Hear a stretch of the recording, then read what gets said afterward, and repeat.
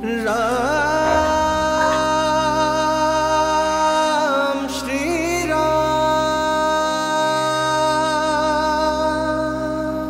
অঞ্জনী পুত্র কেশরী নন্দন, এই হনুমানের প্রণাম গ্রহণ করুন প্রভু। শ্রী গুরু চরণ সরোজ রজ, নিজ মनु মুকুরু সুধারি, বরনৌ রঘুबर বিমल जसु, जो दायकु फल चारी। যে জন্ম থেকেই তার প্রভু শ্রীরামের জন্য প্রতীক্ষা করে রয়েছে, যার জীবনের একমাত্র উদ্দেশ্য শুধুমাত্র আপনি প্রভু আর আপনার প্রতি ভক্তি। আজ বহু বছরের শুষ্ক আমার মনের ধরিত্রী আপনার আগমনে সিক্ত হয়ে উঠেছে প্রভু। আমার বিশ্বাসের আজ জয় হয়েছে প্রভু। আমার আরাধ্য, আমার প্রভু শ্রীরামের দেখা পেয়েছি আমি।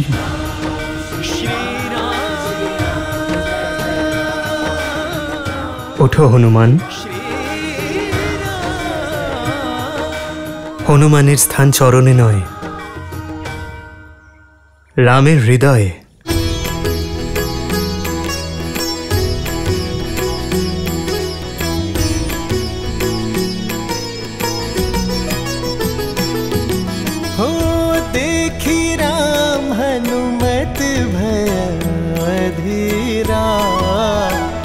बरसन लागे नैनन से नीरा,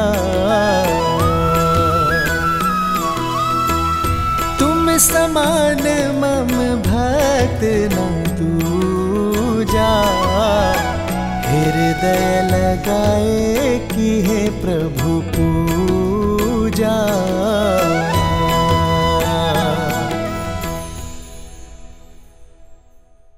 প্রভু, আমি তো আপনাকে দেখা মাত্র চিনেছিলাম, কিন্তু যেহেতু আমি বানররাজ সুগ্রীবের মন্ত্রী, তার জন্য আমি সত্যকে তথ্যে পরিবর্তিত করছিলাম।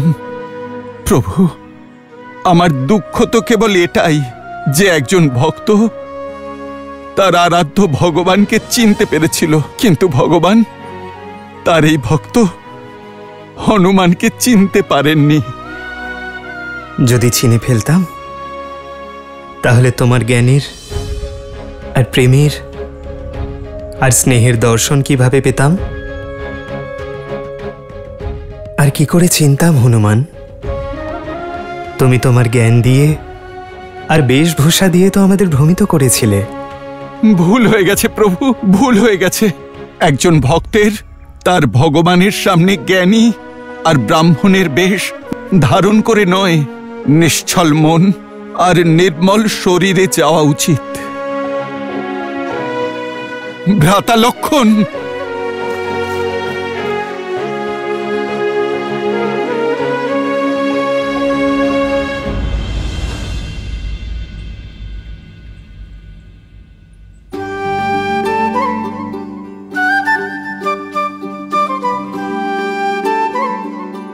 শ্রীরাম, প্রণাম।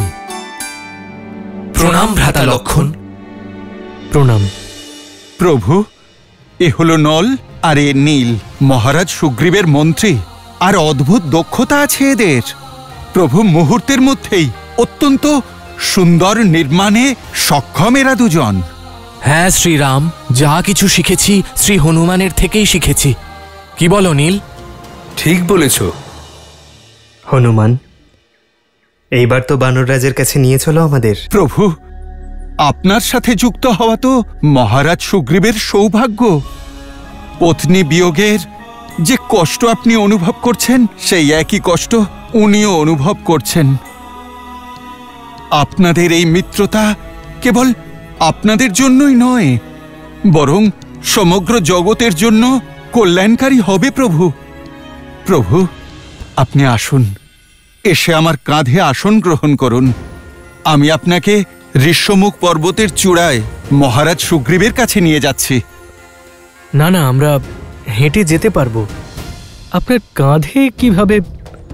মানছি যে আপনি বলিষ্ঠ, কিন্তু আমাদের দুজনের ভার বহন করে পর্বতের শিখরে উঠতে পারবেন না আপনি। ভ্রাতা লক্ষণ, আপনি যাকে ভার বলছেন না, তা এই হনুমানের কাছে একটি উপহার, আনন্দের উৎস। ভ্রাতা লক্ষণ, প্রভু রামচন্দ্রের এই দাসের থেকে আপনি এই সুযোগ ছিনিয়ে নেবেন না।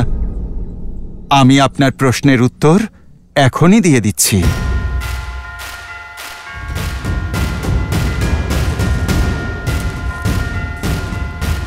জয় শ্রীরাম।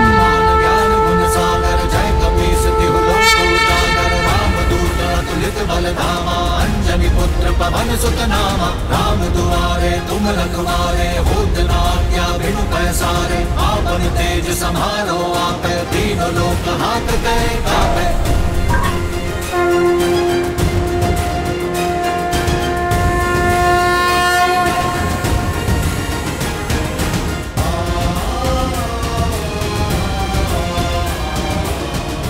এসো লক্ষণ।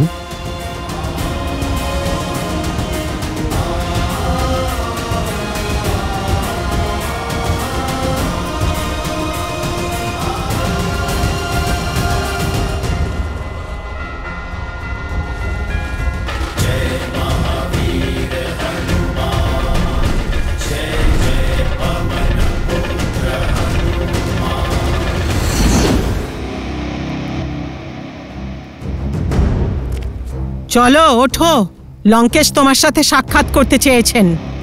শুনলে না, লঙ্কেশ সাক্ষাৎ করতে চেয়েছেন, তাও সেখানে যেখানে কারো যাওয়ার অনুমতি নেই।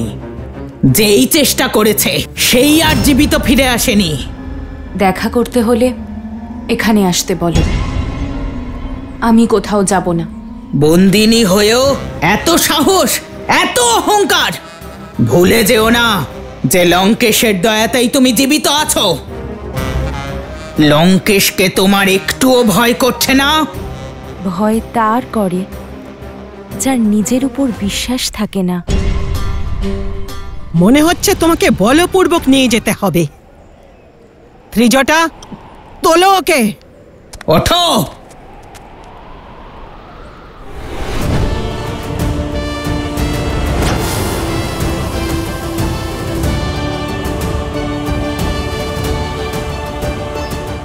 আমি তোমার ক্ষতি করতে চাই না। আমি জানি তোমরা শুধু তোমাদের মহারাজের আদেশ পালন করছো।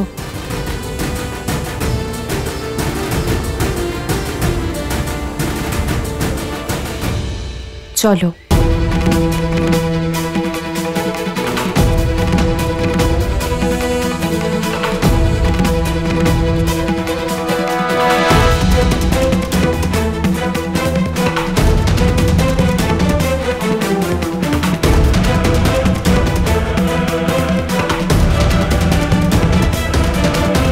তোমার অভিমান আর নির্ভীকতা দুটোই শেষ হতে চলেছে। যেখানে লঙ্কেশ ছাড়া আর কারোর যাওয়ার অনুমতি থাকে না, সেই মায়াবী স্থানে তোমার ডাক আসা শুভ নয়। তোমায় একটু শেষবারের মতো দেখে তো নি।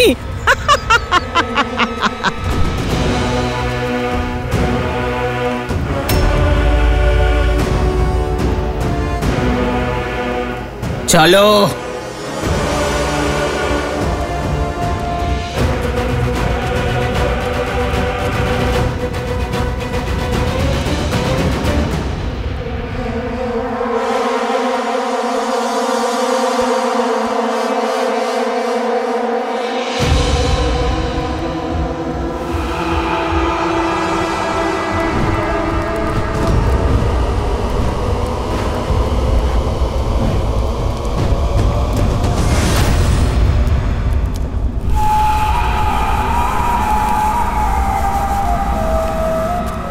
এরপরে তো আমাদেরও যাওয়ার অনুমতি নেই। তোমাকে একাই যেতে হবে। যদি জীবিত থাকো তাহলে দেখা হবে।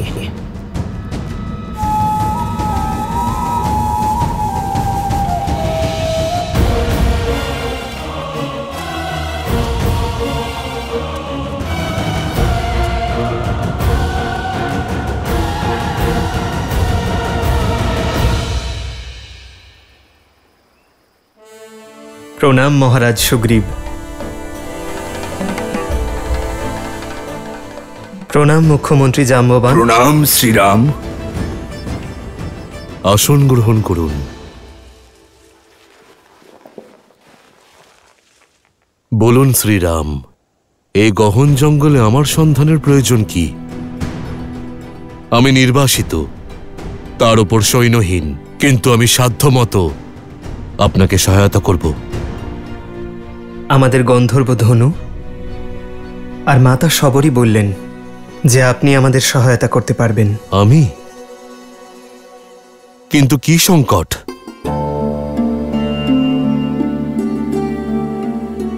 আমি আমার অনুজ লক্ষণ আর স্ত্রী সীতাকে নিয়ে পঞ্চবটি বনে বনবাসের অন্তিম দিন কাটাচ্ছিলাম। তখন পাপী রাক্ষস রাবণ আমার সীতাকে হরণ করে তাকে পুষ্পক রথে করে দক্ষিণের দিকে নিয়ে গেছে। তারই খোঁজ নিতে আমি এখানে এসেছি বানররাজ। কি? রাবণ পুষ্পক রথ?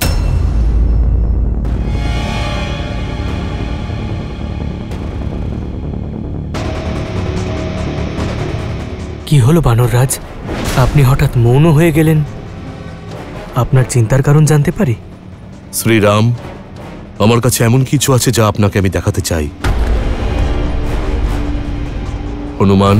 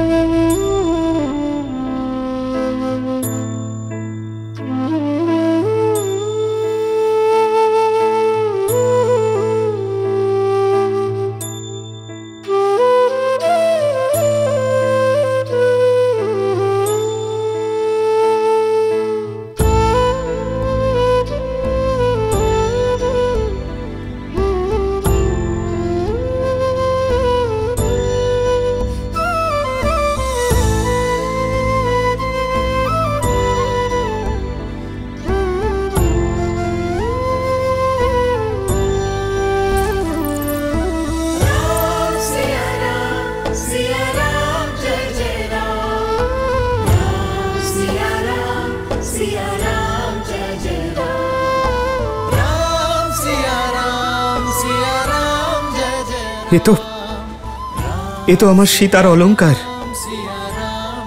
এ আপনি কোথায় পেলেন মহারাজ? আমার বানররা বনে পেয়েছিল। ওরাই বলল যে আমরা বনে ভোজন সংগ্রহ করছিলাম, তখনই আকাশ থেকে এগুলো পড়ল।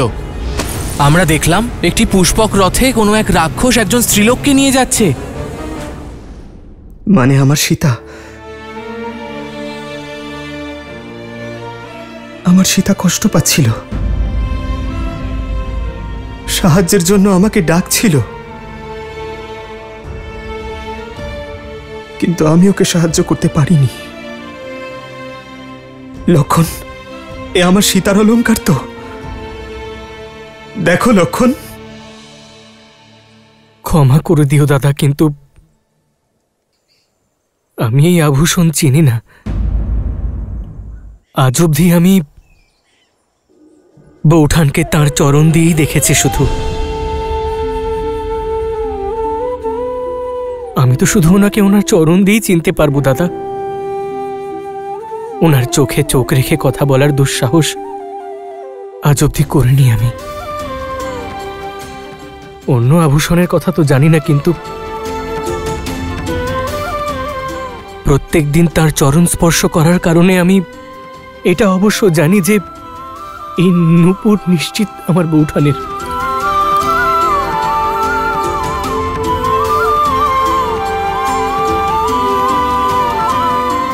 আমি আপনার কষ্ট বুঝতে পারছি। নিজের স্ত্রীর বিরহ আর অপহরণের কষ্ট আমিও সহ্য করছি। বিলাপ করবেন না। সম্ভবত নিয়তি আমাদের পথ কোনো উদ্দেশ্যেই মিলিত করেছে।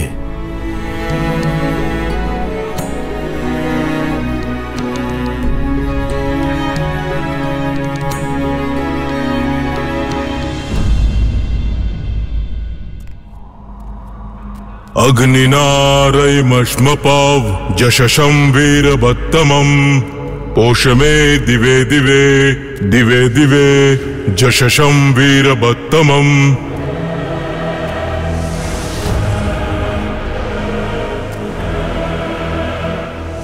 আমার জ্ঞানের গর্ভগৃহে তোমাকে স্বাগত জানাই। এসো, বসো।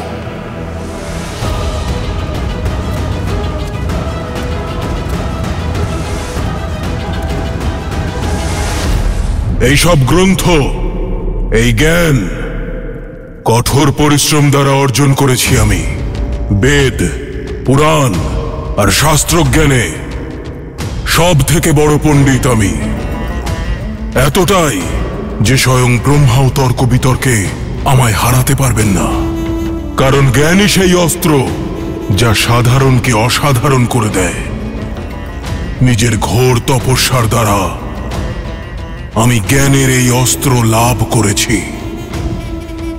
আমি তোমাকে এখানে ডেকে এনেছি কারণ তুমি জ্ঞানের নগরী মিথিলার রাজকন্যা। তুমি আমার বুদ্ধিমত্তা আর জ্ঞানের সঠিক মূল্যায়ন করতে পারবে। এবার বলো, আছে তোমার রামের এমন জ্ঞান? আমার এই জ্ঞানের সাগরের তুলনায় এক বিন্দু জ্ঞান আছে কি তোমার ওই বনবাসী রামের? তাহলে আমি কি ওই রামের থেকে শ্রেষ্ঠ নই?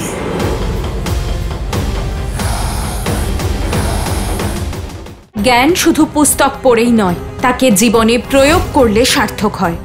আমার শ্রীরামের চরিত্রে পবিত্রতা আছে, আর তুমি অহংকারের বশবর্তী হয়ে ধর্ম আর ন্যায়ের বিমুখে চলো। এমন জ্ঞানের কি লাভ? ঋগ্বেদ পড়ছিলে না? তাহলে এই শ্লোক নিশ্চয়ই জানো। হে বিদ্বান, यथा नदी पर्वत शिलासु पराकर्मे तमं विछिन्दति। অবশ্যই পড়েছি। খণ্ড 2 অধ্যায় 41 শ্লোক 17।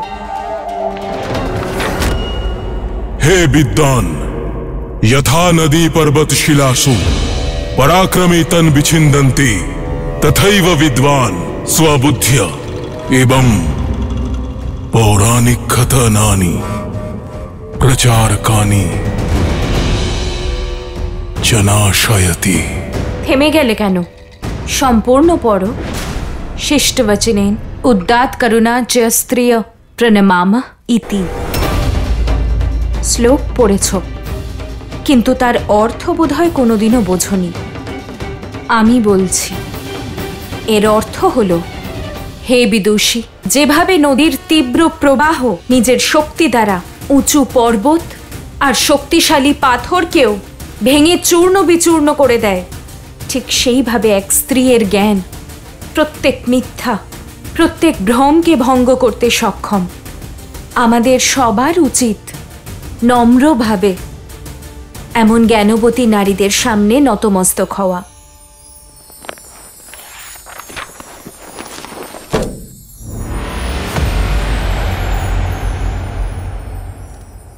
তুমি সব পড়েছ, তা প্রশংসনীয়, কিন্তু কোনোদিন তা প্রয়োগ করনি। সেটা লজ্জার। জ্ঞান শুধু পুস্তক পড়লেই হয় না, তা জীবনে প্রয়োগ করলে সার্থক হয়। সমস্ত জ্ঞান থাকা সত্ত্বেও অজ্ঞানতা, অহংকার আর অধর্মের পাপ দ্বারা আবদ্ধ তুমি। আর তারপর নিজের তুলনা আমার শ্রী রামের সঙ্গে করছো। বুদ্ধি আর চরিত্রের দৃঢ়তা ছাড়া জ্ঞান হয় না। আমার শ্রী রামের চরিত্রে পবিত্রতা আছে, আর বুদ্ধিতে স্বয়ং ব্রহ্মদেবের বাস আছে, যিনি নিজের জ্ঞানকে ধর্ম আর ন্যায়ের দ্বারা বিবেচনা করেন।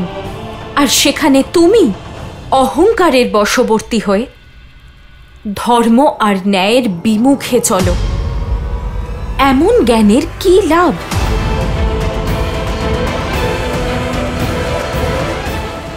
দিন গোনা শুরু করে দাও রাবণ, কারণ আমার শ্রীরাম আসছেন। ক্ষমা চেয়ে নাও ওনার কাছে, উনি তোমাকে প্রাণ ভিক্ষা অবশ্যই দেবেন। যাকে তুমি অহংকার ভাবছ সেটা আমার আত্মবিশ্বাস। এই রাক্ষসের কাছে যখন কিচ্ছু ছিল না তখন কেবল আত্মবিশ্বাস ছিল। এই সংসার আমাকে কিছুই দেয়নি। আমি যা লাভ করেছি তা প্রহার দ্বারাই। বীর ভোগ্যা বসুন্ধরা, যে বীর এই ধরিত্রী তারই দাসী, আর কেবল সেই বসুন্ধরাকে ভোগ করতে পারে। শাস্ত্র এটাই বলে। আর বীর কাকে বলে রাবণ? যে নিজের সাহস দিয়ে, প্রচেষ্টা দিয়ে, পরিশ্রম দ্বারা জয়লাভ করে, ছলনা আর মায়ার দ্বারা নয়। মায়াবী নিজের লক্ষ্য কামনার দ্বারা পূর্ণ করে, আর বীর নিজের কর্মের দ্বারা। যজুর্বেদে আছে, হে সিদ্ধা আশীর্বাদ দায়িনী, পাপাদ অনৈতিকাত প্রদূষণাদ চ সর্বান শুদ্ধিম কুরু মিথ্যাথম দেবসাদ ঈর্ষায়া কুণ্ঠানাম চ শুদ্ধিম কুরু। অর্থাৎ, হে পবিত্র আশিসময়ী নারী, আমাদের নিজেদের পাপ থেকে, শরীর ও মনের মলিনতা থেকে, আমাদের অশুভ কামনার থেকে মুক্ত করুন। হতাশা, অসত্য আর ঈর্ষা ও ঘৃণা থেকে দূরে রাখুন। আর তুমি সেই পাপ আর কলঙ্ক নাশিনীকে কলঙ্কিত করার প্রচেষ্টা করেছ। রামের প্রতি ঈর্ষা আর মানুষের প্রতি ঘৃণার বশে তুমি আমার অপহরণ করেছ। মনুস্মৃতিতে আছে, যেখানে নারীর পূজা করা হয় সেখানে দেবতার বাস হয়। আর তুমি এক নারীকে অপমান করেছ। এখানে কাল তাণ্ডব করবে রাবণ।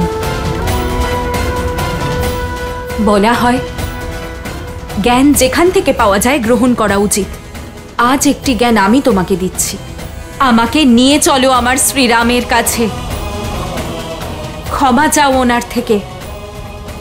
উনি তোমায় প্রাণ ভিক্ষা নিশ্চয়ই দেবেন। দিন গোনা শুরু করে দাও রাবণ, কারণ আমার শ্রীরাম আসছেন।